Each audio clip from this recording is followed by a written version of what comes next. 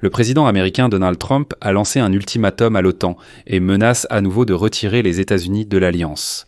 Dans le même temps, le président tchèque a publiquement qualifié Donald Trump de faible et a déclaré qu'il restait indécis envers la Russie. Et dans ce contexte, le Kremlin a soudainement prédit l'effondrement de l'OTAN en raison de l'irréalisme supposé des plans de Donald Trump de consacrer 5% du produit intérieur brut à la défense. C'est pourquoi les Russes sont déjà de nouveau en extase, car auparavant Poutine leur avait promis que l'Occident allait trop bientôt mourir, et maintenant voilà que l'OTAN serait sur le point de s'effondrer. Cependant, le Kremlin a de nouveau formulé de nouvelles exigences pour les négociations visant à mettre fin au conflit en Ukraine. Et maintenant, la Russie veut que l'Occident cesse de former les soldats ukrainiens, et pas seulement ceux-là. Ce qui indique encore une fois que la Russie n'a pas l'intention de mener des négociations adéquates, et cherchera toujours de nouveaux prétextes. Et pendant ce temps, Donald Trump assurait à tous les membres de l'OTAN lors du sommet que l'on pouvait quand même parvenir à un accord avec Poutine. Je suis Alexei Petchi, nous sommes le 30 juin. Passons à l'essentiel. Mais avant de commencer, je vous demande de vous abonner à cette chaîne, de mettre un like, d'écrire n'importe quel commentaire et surtout de vous abonner à ma chaîne Telegram Petchi News. Le lien est dans la description de la vidéo. Nous y publions les informations en temps réel à leur arrivée. Commençons par Donald Trump. Si les pays de l'OTAN n'augmentent pas leurs dépenses de défense à 5% du produit intérieur brut, les États-Unis pourraient les cesser de coopérer avec l'Alliance. C'est ce qu'a déclaré le président américain Donald Trump à l'antenne. Voici sa citation. « S'ils refusent, nous mettons fin à notre collaboration avec eux. » La confiance au sein de l'Alliance est importante, mais il faut avoir des garanties au cas où les partenaires ne respecteraient pas les accords. Et je rappelle ici qu'il a déjà été écrit que porter les dépenses de défense à 5% du produit intérieur brut serait un véritable fardeau pour certains pays de l'OTAN. Il est à noter que d'ici 2035, les membres de l'Alliance viseront à consacrer 3,5% de leur produit intérieur brut à la puissance militaire dure. Pour les 1,5% restants, les pays peuvent compter sur des investissements périphériques, mais néanmoins encore utiles, dans les infrastructures et ainsi de suite. Et en particulier l'Espagne, qui en 2024 a dépensé 1,3% de son économie pour la défense, essaie déjà d'éviter d'augmenter ses dépenses. Et la liste des retardataires comprend également la Slovénie, la Belgique et le Canada. Eh bien pour l'instant, l'OTAN a tout de même pris la voie de l'augmentation des dépenses de défense. C'est alors que le miracle russe, Sergueï Lavrov, entre en scène et déclare que cette fois, l'OTAN est vraiment condamnée. S'il y avait encore des doutes avant, maintenant c'est certain, l'OTAN va s'effondrer. Qu'a déclaré Lavrov ?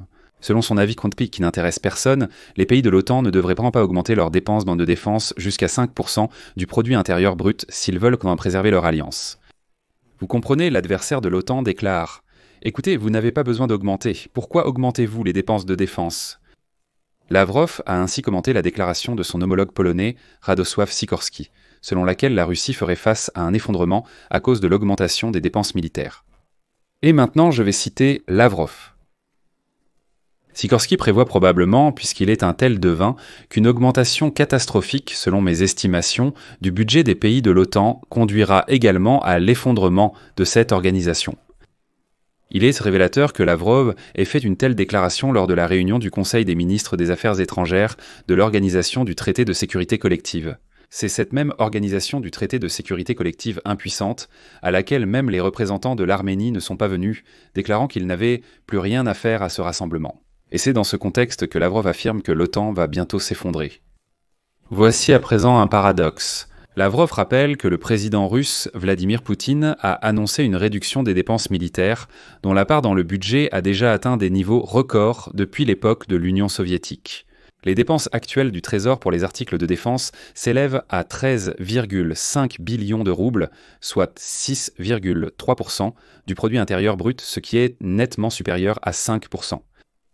Lavrov a félicité Poutine pour, je cite, s'appuyer sur le bon sens et non sur des menaces inventées et tirées par les cheveux.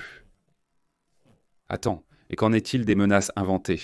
Attendez, là je n'ai pas bien compris. Lavrov dit donc que Poutine, en fait, ne se base pas sur des menaces inventées et tirées par les cheveux. Parce que c'est précisément la menace mythique de l'OTAN contre la Russie qu'elle s'est devenue l'un des prétextes pour déclencher la guerre de la Russie contre l'Ukraine en 2014 et son intensification en 2022.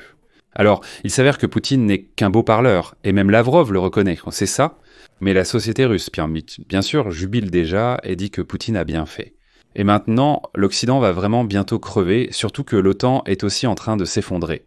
Mais ce qui est révélateur, ce même Lavrov, sentant la peur, a exigé la dissolution de l'Alliance de l'Atlantique Nord. Expliquons cela par le fait que l'organisation a perdu son sens après la disparition de l'Union soviétique. Revenons à Donald Trump. Le président tchèque Petr Pavel l'a qualifié de lâche aujourd'hui. Selon lui, lors d'un dîner privé de l'OTAN la semaine dernière, les dirigeants européens ont fait pression sur le président américain Donald Trump pour qu'il adopte une position plus ferme envers la Russie, mais il est resté indécis. Citation du président tchèque. Nous lui avons parlé de manière très cohérente et unie, en le convainquant qu'il était temps d'accroître considérablement la pression économique sur la Russie.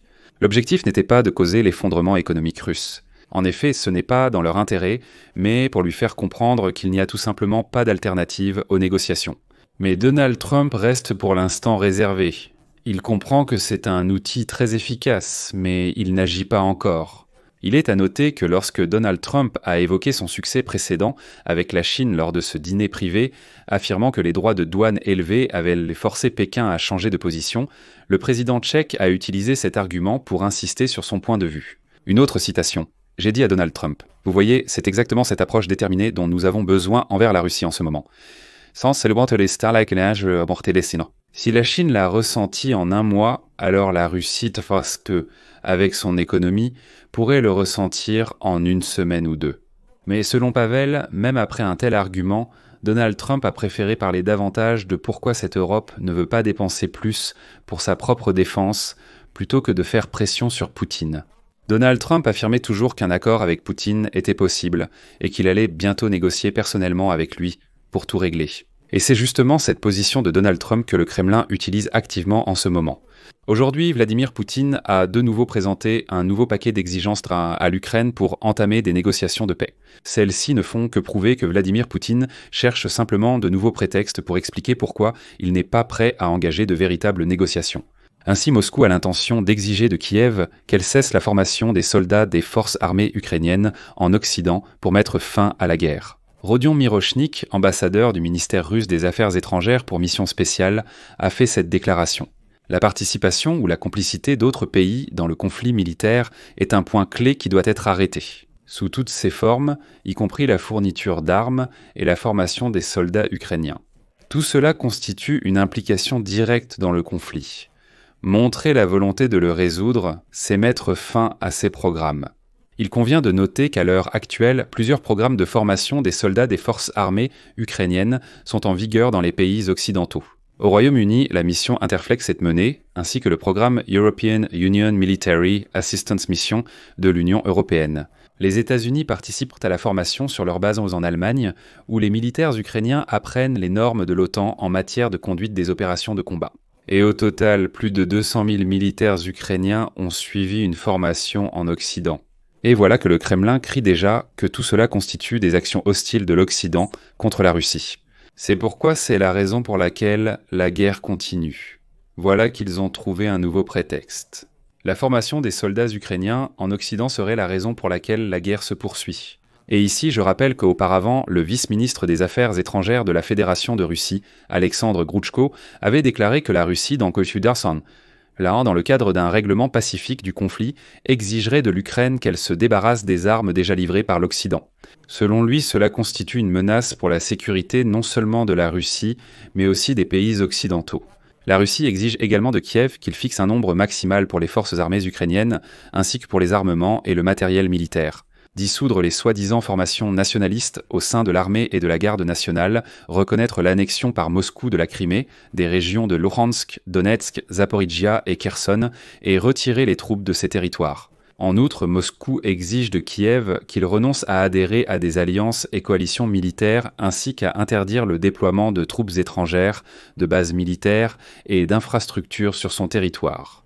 En plus de cela, l'Ukraine devrait soi-disant confirmer son statut d'État non doté d'armes nucléaires, avec l'instauration d'une interdiction de leur réception, de leur transit et de leur déploiement.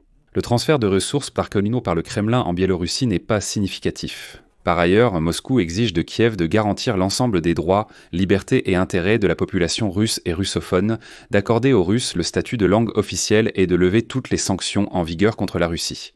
Pourquoi? Elles sont pourtant bénéfiques? Non. Le président ukrainien Volodymyr Zelensky a qualifié toutes ces conditions d'ultimatum que personne ne prendra au sérieux. Eh bien, pendant ce temps, Donald Trump continue de faire pression sur l'Alliance Nord-Atlantique. Je vais mettre des points de suspension ici. Donnez votre avis, vos conclusions dans les commentaires sous cette vidéo. Abonnez-vous à la chaîne, activez la cloche et n'oubliez pas de mettre un like. Si vous souhaitez soutenir le travail de cette chaîne, vous pouvez le faire en faisant un don via les liens et les coordonnées dans la description de cette vidéo ou via le code QR affiché à l'écran. C'est tout pour aujourd'hui. Prenez soin de vous.